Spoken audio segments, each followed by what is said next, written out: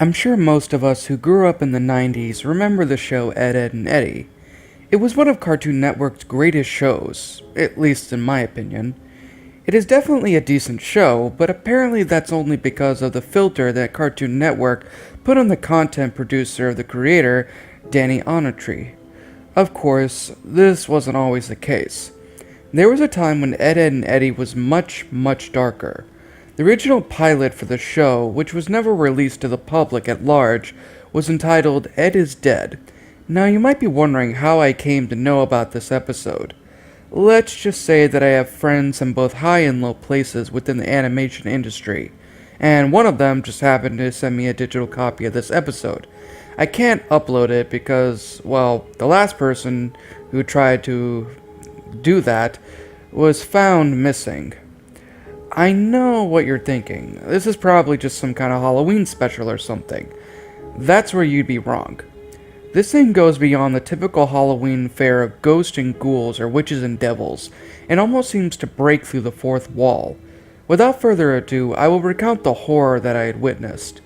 The episode starts just like any other episodes of this beloved childhood classic. You see the three Eds acting their typical goofy selves. Even the beginning scenes seem lighthearted just as the show itself. The episode starts with Eddie walking down the street, looking rather annoyed. He has a black eye and a few other scrapes. He seems to be muttering something about Kevin, so one can assume that yet another one of his scams had failed, resulting in a serious beatdown. He rounds a corner and comes up to Double D's house. By the way, just a quick interjection, doesn't that name sound a little pervy to you?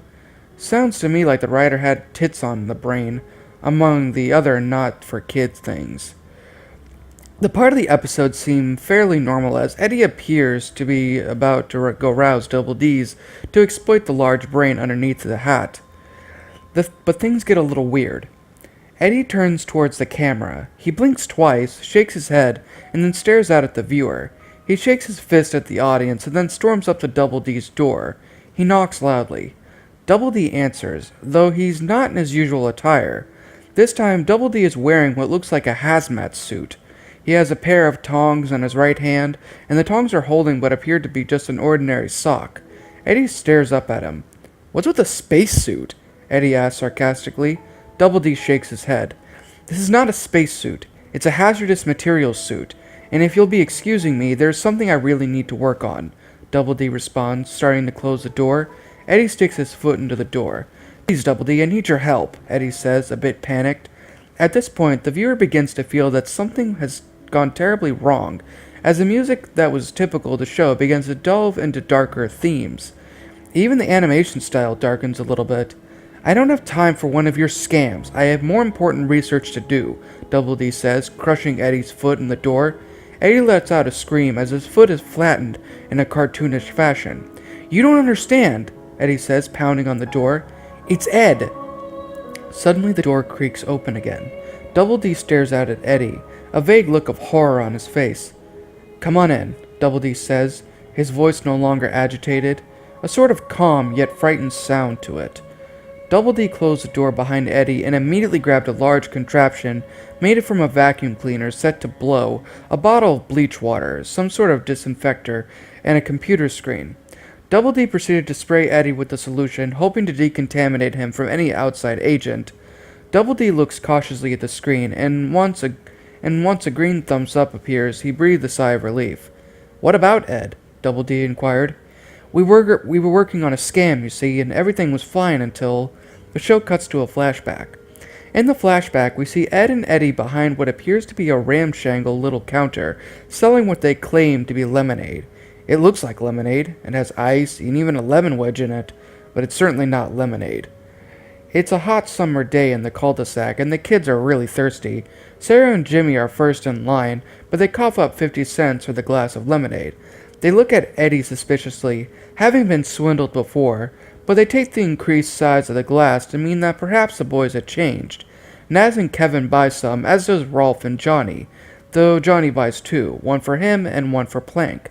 Having swindled everybody else, he begins to sneak away with his ill-gotten gains. "Hey!" screams Kevin. Naz is on her knees, vomiting. "What was that?" Kevin said angrily, grabbing the wrench that he had been using to fix his bike. Instinctively, Eddie begins to run, Edd right behind him. Run away! Run away!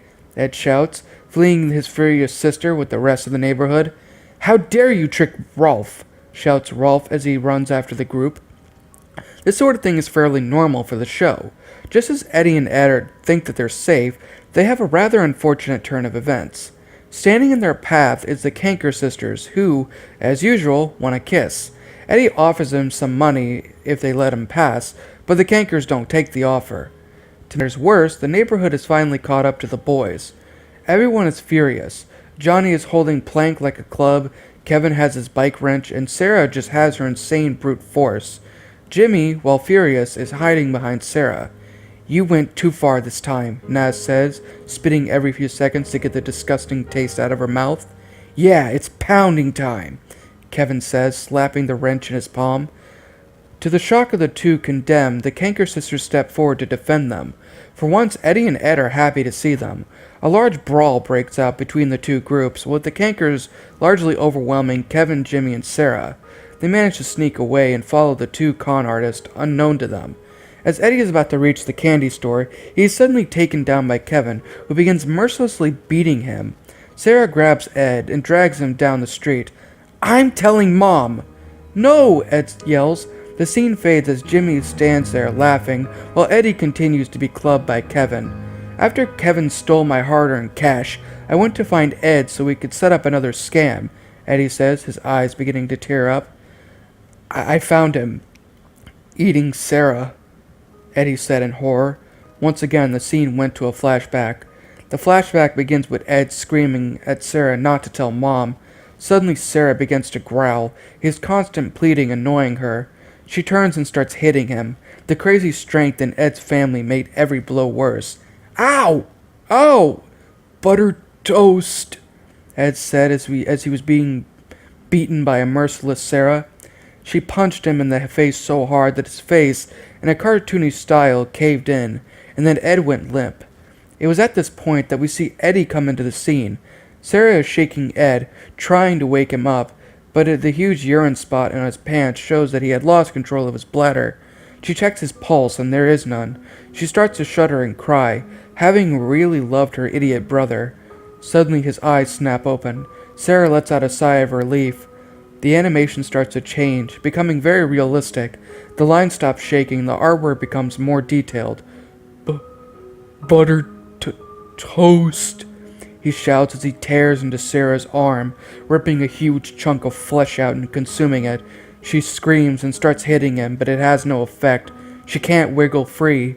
The blood around Edd's mouth is thick as he continues to consume her body, all while chanting, buttered toast between mouthfuls. Her screams soon fall silent as she bleeds to death. Eddie is shaking. Double D is pacing the room, shaking his head in disbelief. I can't believe it spread so far, Double D said, looking at the sock he held in his tongs. I took this from Edd's room last night where I was. I wanted to study bacteria, and I thought Edd's room was a perfect place to find them. But this, Double D said, moving the sock over to a table where other samples lay. What is it? Eddie asked. I wish I knew, but Edd is infected with it, Double D said. Double D began to hurry now, stuffing supplies into a suitcase. We have to leave the cul-de-sac. It's not safe here, Double D said, handing Eddie a suitcase. I'm not sure anywhere is safe. Double D and Eddie turns towards the door and open it. They were forced to back away in sheer horror. Standing before them was Edd, his face dripping with blood. Next to him was Sarah, her ribs literally showing, and one arm completely missing. Every person in the cul-de-sac stood there, moaning. Pounding time, groaned Kevin. Before Double D and Eddie could turn to run, they were overcome. Biting mouths ripped the flesh from their bones. Eddie and Double D let out blood-curdling screams before falling silent. But they remained silent only for a moment, for soon both of them rose up. Cash, moaned Eddie.